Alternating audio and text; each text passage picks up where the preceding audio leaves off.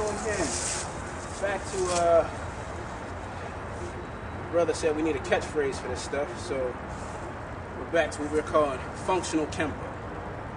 Kenpo that works. Sounds good to me. Functional Kenpo. Technique number 2, alternating maces. This guy does his 2-hand push. We drop back, we do our block, our punch, our back knuckle, our kick, our elbow, our back knuckle, our sandwich, and let's just stop the back knuckle. All right, so alternating maces says this guy's trying to push. I see a lot of guys blocking down here below the elbow, you know, and then trying to speed rush the rest of the technique. Well, if you block below the elbow, this guy's going to roll over that, or that. Let's do the roll over one first. This guy is going to roll over, and now he's got his hands over top. The rule, or principle, or idea, since someone told me it wasn't a flat-out rule,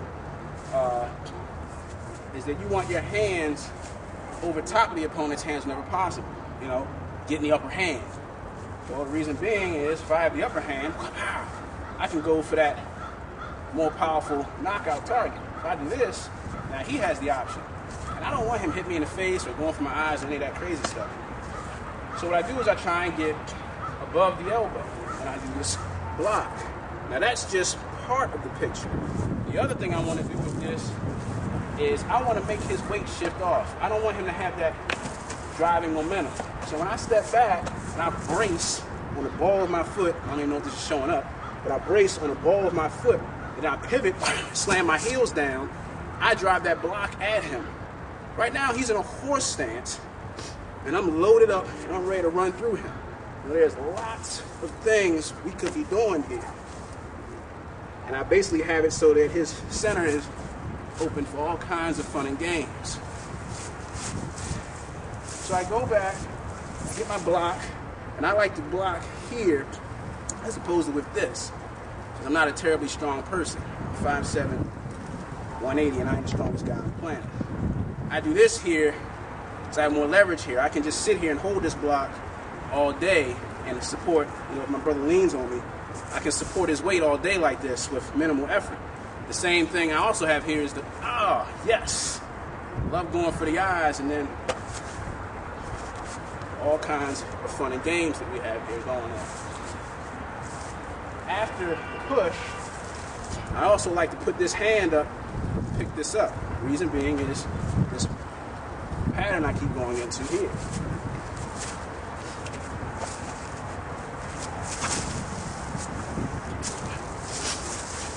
So I like to get a hold of this guy's arm. So we know this, we go back, pick this arm up, check down, punch, the back knuckle. What I see a lot of guys doing is reaching over here and try and trap this arm. Well, that's all well and good, but his arm is under yours. Even if you keep your elbow anchored, he can slip under here and play grab the nuts. Not a fun game. So, I keep this arm. When I check over there, I check down and still hold this arm while I land my punch in. Then we can do all kinds of stuff here. Now if that hand starts coming in, now that his center line is open, we're right back to where we started at. Actually, I grab the hair. See, I don't have to worry about that. God graced me so that you can never do hair pull techniques on me. There's 154 techniques in Kenpo, and only 153 of them work on me. Touching feathers, I ain't got to worry about it. So I deleted that out of my system. You know, Brian Hines and Raphael did too, because they don't like nobody grabbing their hair. That's another story. So this guy's sitting here pushing. We go here, brace into him, trap, punch, back knuckle. You want to be mean about it? This is just to give you the feeling of driving the mass back, breaking the height zone at this line. We have 3 height zones. Waist, groin level, solar plexus here. Technically there's one here. We hit him across the throat. A lot of people don't count that. Giving you the, okay, boom, the second height zone break, and then back knuckle. And you get his head to crump into that back knuckle. And we're back. All this other fun stuff. Now what if the guy is doing this push and he decides that he wants to do a tackle after the push? So he switches off and goes to a tackle. That's one reason why we're on the outside of the arm. That's the other reason I told you to drive into him. When you feel this block connect and you feel him drop, if you don't push into him, you're not going to feel that. You're not going to feel the energy of him dropping. And I don't mean energy like some cheap bullshit. I mean energy like you feel the guy pushing into you. You drop back and this guy's pushing, and you're pushing and you feel that drop, you angle off and snap his head down. Now, you don't need all the fancy Kenpo. Just kick him in the face and exit stage right. Now what if this guy manages to push, it was a fake, and he circles this arm around to try and get the tackle this way.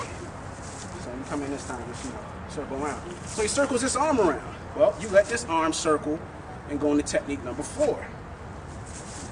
So this guy comes with the push, you feel this arm circle, you circle and go right back to him and get back to your inside center line and work this guy over. So this is just 1-0. Back to those basic techniques again. Oh, my fault. I'm not supposed to load the chops. Small circles, big big trouble. I shouldn't load it. I repeat, I should not load. Just hit it. Right. Okay. Moving along.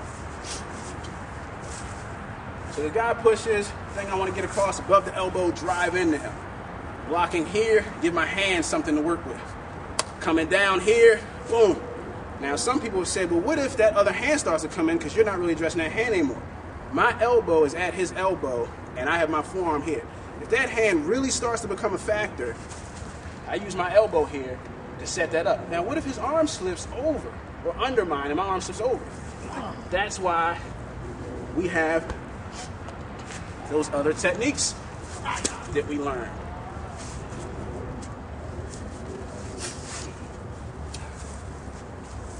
So, this is something else that you might want to add to your arsenal if you didn't already have it, because this gives you a lot of leverage and a free hand to nail this guy with. That little motion there lets you control this arm. So that's a functional alternating maces.